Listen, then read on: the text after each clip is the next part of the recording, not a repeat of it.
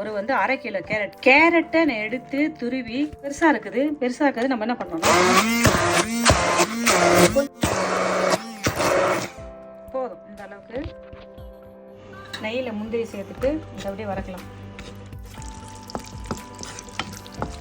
முந்திரி அழகாக வறந்துச்சு. வறந்த முந்திரி எடுத்து நம்ம மற்ற முந்திரி எடுத்து வச்ச அந்த கேரட்டை சேர்த்துக்கலாம். அப்படியே அந்த நெய்யில் அப்படியே நம்ம அந்த கேரட்டை பெரட்டி எடுப்போம். ஃபுல்லும் மழை 1/2 கிலோ நான் 1 பாதிமாக தான் அரைச்சிக்கிறேன். 1/2 கிலோ கேரட்டை தோல் சீவிட்டு அது நல்லா சீவிட்டு நெய்யிலே அப்படியே கொஞ்ச நாள் நல்லா வதங்கட்டும்.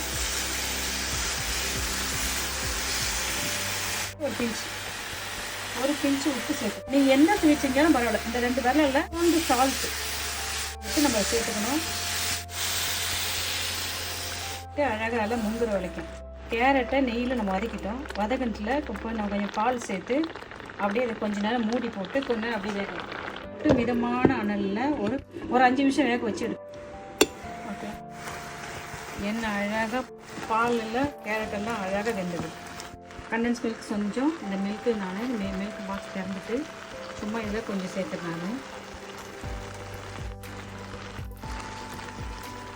ரொம்ப நல்லா இருக்கும் அந்த மில்க்கு. இந்த பாலுக்கு சேர்த்து செஞ்சால் ரொம்ப நல்லாயிருக்கும். சேர்த்துட்டோம். இதில் கொஞ்சம் ஏலக்காய் சேர்த்துக்கலாம். வறுத்து வச்சுருந்தா முந்திரியை சேர்த்துக்கலாம்.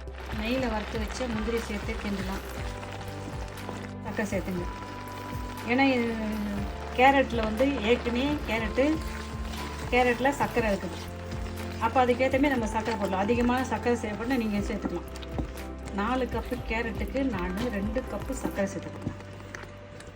உங்களுக்கு வேணா 3 கப்பு சர்க்கரை சேர்த்துக்கலாம். இது வந்து இனிப்பு வந்து உங்களோட விருப்பப்படி தான் சேர்த்துக்கலாம். நல்லா அப்படியே சுருண்டு வரட்டும். கொஞ்ச நேரம் நம்ம மூடி போட்டு வேக வச்சுட்டோம். பாருங்கள் எல்லாம் புறா நம்மளுக்கு வெந்து வருது. ஒரே 1 டேபிள் ஸ்பூன் அளவுக்கு நான் இந்த கார்ன்ஃப்ளவர் மாவு கலந்து வச்சுக்கிறேன். ஸோ இதை வந்து நான் இதை கூட சேர்த்துக்கிறேன். நான் நிறையா இல்லை, 1 ஸ்பூன் தான் நான் கலந்துக்கிறேன்.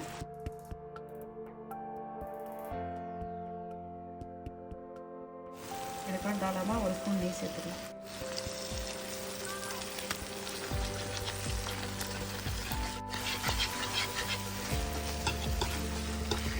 நெய், சர்க்கரை, பால், இந்த கண்டன்ஸ் மில்க், ஏலக்காய், முந்திரி எல்லாம் சேர்ந்து எண்ணெய் அழகாக வச்சுக்கோங்க. சூப்பராக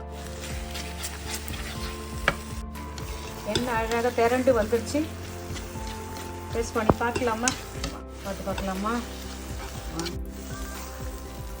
எண்ணெய் அழகாக அப்படி சட்டியில் ஓட்டில் பாருங்கள். எண்ணெய் அழகாக வந்துடுச்சு. சூப்பரான சுவையான அழகான ஆரோக்கியமான எளிமையான முறையில் கேரட் அல்வா செஞ்சுட்டோம். நீங்களும் இதே மெத்தடில் செஞ்சு பாருங்கள். எண்ணெய் அழகாக இருக்குது பாருங்கள். எண்ணெய் அழகாக திரண்டு நெய்யோடு சேர்ந்து திரண்டு வருது. சாப்பிட்டு பாருங்கள். இதே மெத்தடில் நீங்களும் செஞ்சு பார்த்துட்டு கேரட் அல்வா எப்படி இருந்துச்சுன்னு எங்களுக்கு சொல்லுங்கள்.